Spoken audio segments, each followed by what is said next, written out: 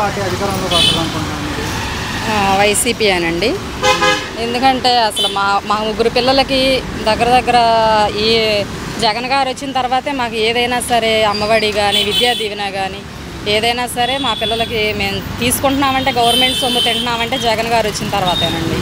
ఏదైనా సరే అసలు మా తోడుకోడళ్ళు ఇద్దరు ఉన్నారు, ఆడబిడ్డలు, వాళ్ళందరికీ కూడా జగన్ హౌస్లు ఇవ్వటం కానీ కొంచెం చాలా బాగుంది. ప్రభుత్వంలోకి వచ్చిన తర్వాత చాలా బెనిఫిట్స్ అయితే ఉన్నాయి. అదనమాట. అంటే ఇంకా అవకాశాలు లేవండి. ఎందుకంటే ఇది కనపడుతుంది కదా, ప్రభుత్వం నవరత్నాలు అని చెప్పారు, అన్నీ కూడా బాగా జరుగుతున్నాయి.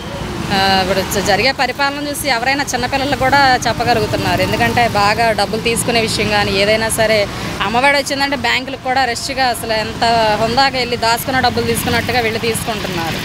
ఇక అందు నిమిత్తం జగనన్నకే ఎవరైనా సరే మేనమావలాగా భరోసాగా ఉండి పిల్లలకు, మా ముగ్గురు పిల్లలకైతే మేము తీసుకోగలుగుతున్నాం సార్. ఇక అదైతే నేను చెప్పగలను. 2024 ఎలక్షన్లో వైసీపీకి ఎంపీ టీడీపీ ఎన్ని వస్తాయి అంటే ఇంకా మెజారిటీ అంటే చెప్పలేం, కానీ ఇంకా మా ఓటు అయితే మా ఫ్యామిలీ మొత్తం జగనన్నకే సార్. ఇక అదైతే చెప్పగలం, మెజారిటీ మాత్రం జగనన్నకే. Like and subscribe Eagle Media Works.